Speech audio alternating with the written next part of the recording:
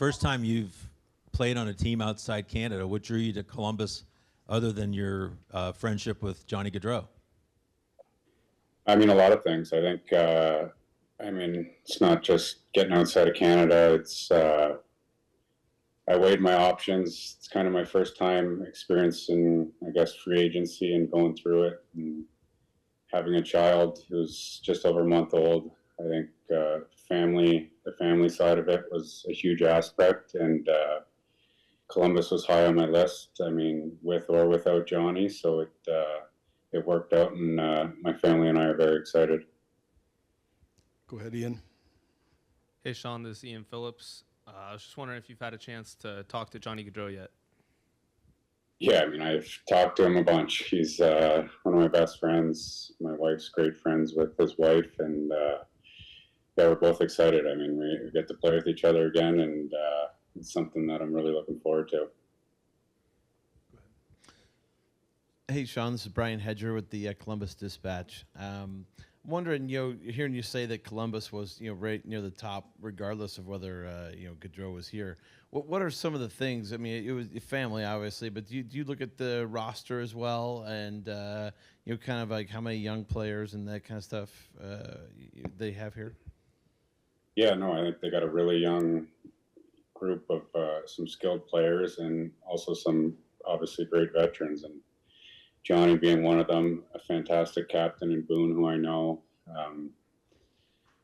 good Branson, who I played with, and I mean, all I've heard is good things from, I mean, past and current players that live there, and I think, I mean, like I said, the family thing was huge for me. It's drivable for my family to get there. It's in the east. It's in the same time zone. I mean, there's so many, I mean, positives about the place, and I mean, I've heard nothing but great things about raising your family in the city of Columbus. Go ahead, Porty. Hey, Sean, how much did last season mean to you after the struggles you went through with the hip and trying to be healthy to put together a full season and be as productive as you were back in your early years? How good did that feel? Yeah, no, it was great. I think, I mean, I went through obviously a bit of a grind there for 2.5 years where, I mean, it was partially on me where I was trying to play through injuries and just push through it and do that because I felt like the need to play was so important. But yeah, I mean, I'm fully recovered now. This season was huge. My confidence is back. I feel back to myself. I know how good of a player I can be, and I mean, I know I can be a real important piece to help the Blue Jackets turn this around. You and Johnny had some great seasons together in Calgary. I think 4 years in a row you were 1-2 in scoring. Is that like riding a bike? Do you guys just fall right back into it again? I think so, to be honest. It's we had a lot of chemistry. I know the way Johnny plays. I know where he's going to be and where he'd want me to be, and I know when he's passing the puck. So he's someone that I can definitely read off of well, and obviously a fantastic player. So I mean, looking forward to sharing the ice with him again. Go ahead, Dave. Hey, Sean, it's Dave Metzold from Bally Sports Ohio. Welcome to Columbus and the Blue Jackets. What do you remember about your first? You. What do you remember about your first NHL goal?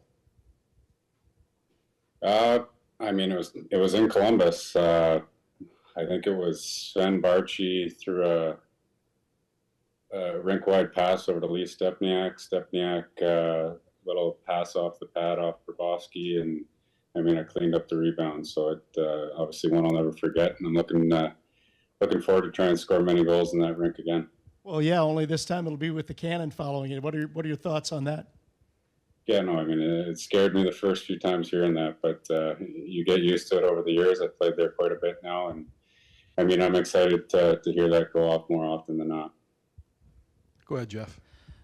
Sean, nice to meet you virtually here. Jeff Svoboda with BlueJackets.com, and just wanted to ask, you're a guy that's worn a letter in the past on your sweater. You're going to come in and have some young centers maybe you can mentor. Just how important is leadership and mentorship to someone like you? Yeah, no, I think it's huge. I mean, looking back when I was a young player, and I mean, you really lean on veterans, and I mean, especially me as a center, I leaned on older guys on the team in Calgary, and you take notes, you watch the way they do things, and you try and add that to your game. So I mean, it's important to have good leadership in the dressing room. It creates a good culture, and I think I'm a guy that can serve that purpose. Any more questions here before I take one or two from Zoom? Okay, go ahead here. Go ahead, Dave. Hey, Sean, it's Dave Metzold again. Just your thoughts on you're joining a team that right now does not have a head coach. How much of a concern is that for you? How much do you think about something like that before you sign with a new team? Yeah, I know it's obviously different, but I mean, I chatted with Don today.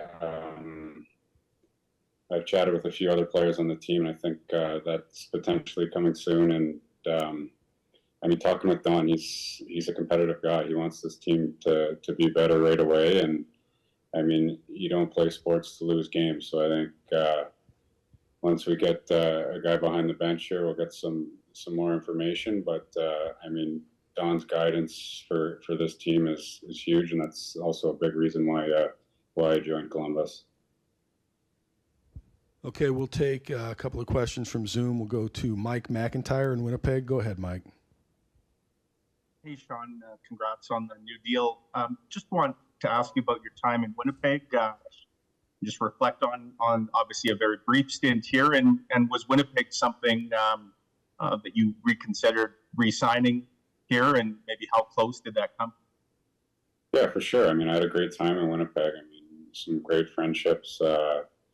It was a brief stint, and yeah, it was definitely something I was trying to decide on. It's not an easy decision, and I think having a baby and seeing how much family means to me, playing in the East just made a lot of sense for me to be closer to home. And yeah, I mean, being in a city where I've heard nothing but great things to raise your kids. So it's something I'm really looking forward to. And obviously I had a real tough decision, and I mean, Winnipeg was a lot of fun there when I was there too.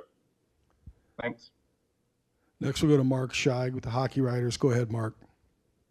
Thank you. Hey, Sean. Yep, Mark Scheig from the Hockey Writers. So the journey you had from Montreal till now, you alluded earlier about the health situation. So just what factors do you think led to you being able to play 83 games last season and be at a good place in your health?